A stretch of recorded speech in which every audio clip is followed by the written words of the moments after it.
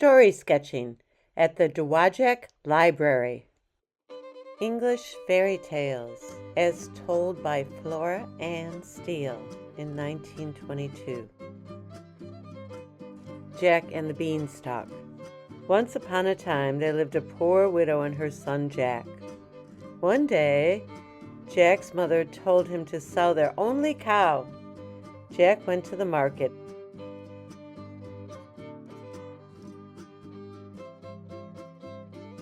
And on the way, he met a man who wanted to buy his cow. Jack asked, "What will you give me in return for my cow?" The man answered, "I will give you 5 magic beans." Jack took the magic beans and gave the man the cow.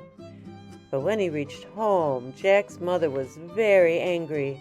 She said, "You fool! He took away your cow and gave you some beans." She threw the beans out the window. Jack was very sad and went to sleep without dinner. The next day, when Jack woke up in the morning and looked out of the window, he saw that huge beanstalk had grown from his magic beans. He climbed up the beanstalk and reached a kingdom in the sky. There lived a giant and his wife. Jack went inside the house and found the giant's wife in the kitchen. Jack said, "Could you please give me something to eat? I am so hungry." The kind wife gave him bread and some milk. While he was eating, the giant came home. The giant was very big and looked fearsome. Jack was terrified and went and hid inside. The giant cried, "Fee, fi, fo, fum, I smell the blood of an Englishman. Be he alive or be he dead, I'll grind his bones to make my bread." The wife said, "There is no boy in here." So the giant ate his food and then went to his room. He took out his sacks of gold coins and counted them and kept them aside. Then he went to sleep. In the night, Jack crept out of his hiding place, took 1 sack of the gold coins and climbed down the beanstalk. At home, he gave the coins to his mother.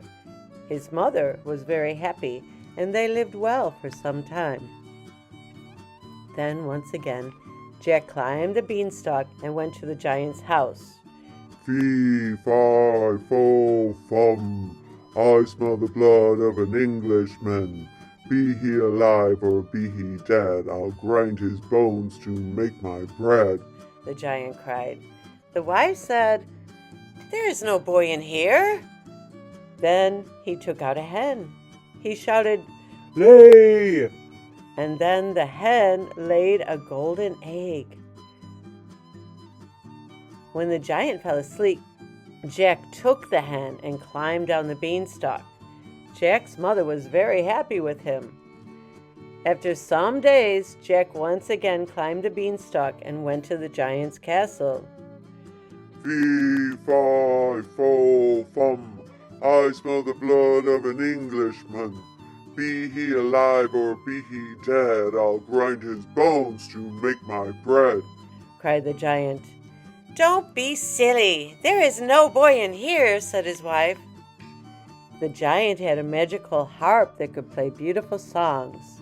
While the giant slept, Jack took the harp and was about to leave.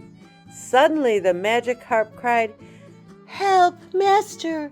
A boy is trying to steal me." The giant woke up and saw Jack with the harp. Furious, he ran after Jack, but Jack was too fast for him. He ran down the beanstalk and reached home. The giant followed him down. Jack quickly ran inside the house and fetched an axe. He began to chop the beanstalk. The giant fell and died. Jack and his mother were very rich, and they lived happily ever after. The 3 Bears.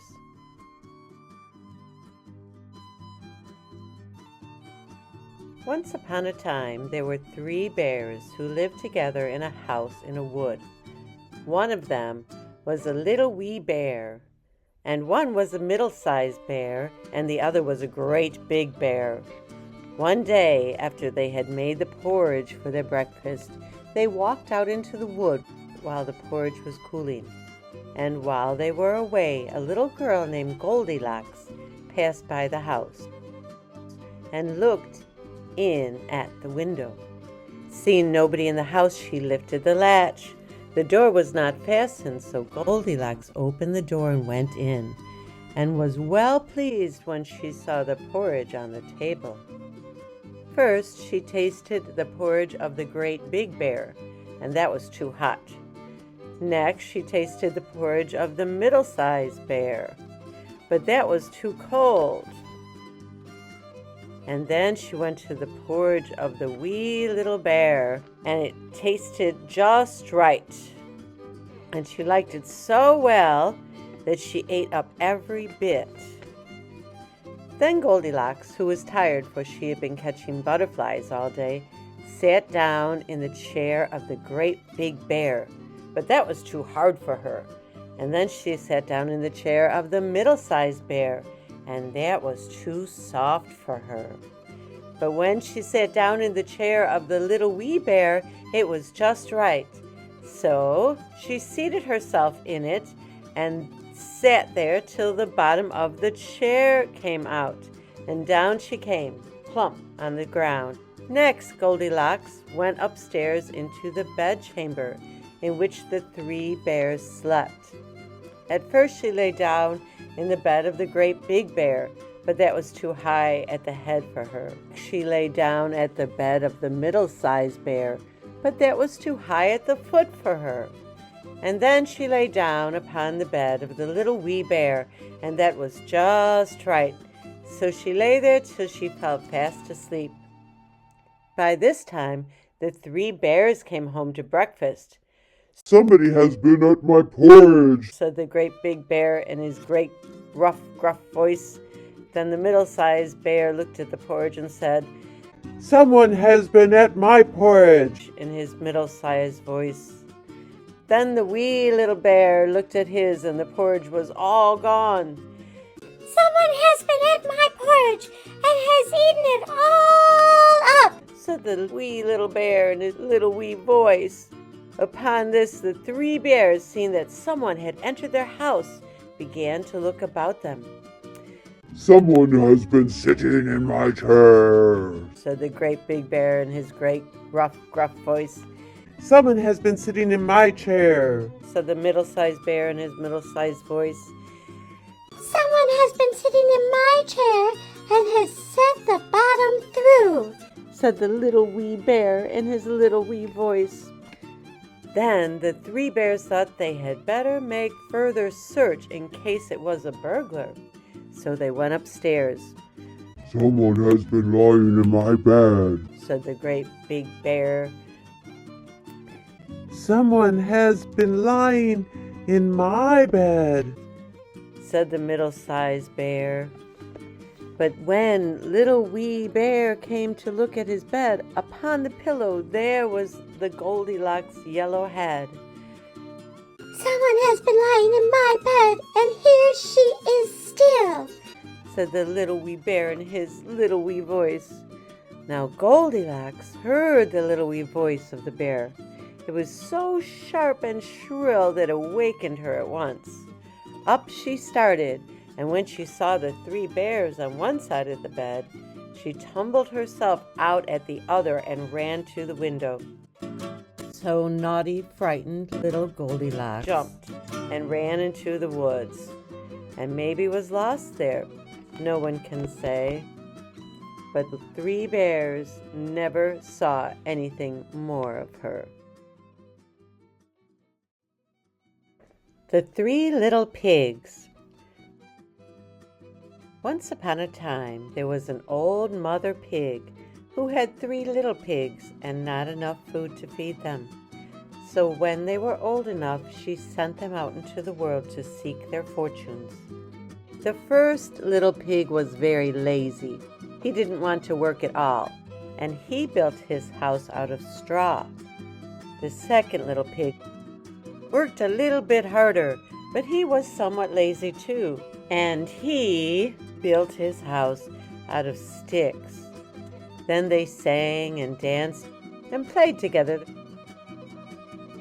The third little pig worked hard all day and built his house with bricks. It was a sturdy house, complete with a fine fireplace and chimney. It looked like it could withstand the strongest winds. The next day, a wolf happened to pass by the lane where the three little pigs lived, and he saw the straw house, and he smelled the pig inside.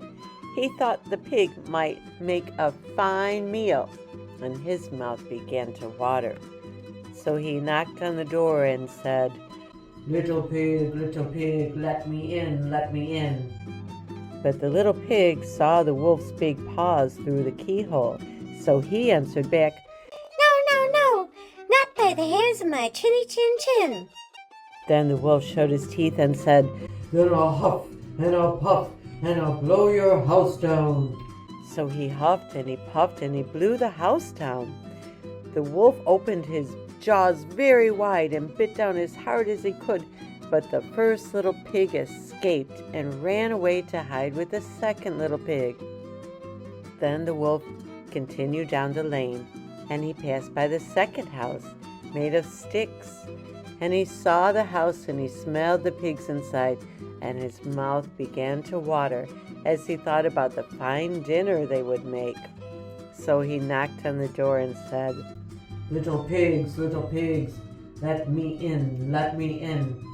But the little pigs saw the wolf's pointy ears through the keyhole, so they answered back, No, not by the hairs of our chinny chin chin. So the wolf showed his teeth and said, "Then I'll huff and I'll puff and I'll blow your house down."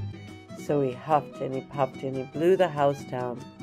The wolf was greedy and he tried to catch both pigs at once and got neither. The two little pigs scrambled away as fast as their little hoofs could carry them. The wolf chased them down the lane, but they made it to the brick house and slammed the door before the wolf could catch them. The three little pigs, they were very frightened. They knew the wolf wanted to eat them, and that was very, very true. So the wolf knocked on the door and said, little pigs, let me in, let me in." But the pigs saw the wolf's narrow eyes through the keyhole, so they answered back, No, not by the hairs of our chinny chin chin. So the wolf showed his teeth and he said, "Then I'll huff and I'll puff and I'll blow your house down." Well, he huffed and he puffed, he puffed and he huffed and he huffed and he huffed and he puffed and he puffed, but he could not blow the house down. At last, he was so out of breath that he couldn't huff and he couldn't puff anymore. The wolf danced about with rage and swore he would come down the chimney and eat the little pigs for his supper. But while he was climbing up on the roof, the little pig made a blazing fire and put on a big pot full of water to boil. Then, just as the wolf was coming down the chimney, the little piggy pulled off the lid and plop! In fell the wolf into the scalding water. So the piggy put on the cover again, boiled the wolf, and the three little pigs ate him for supper.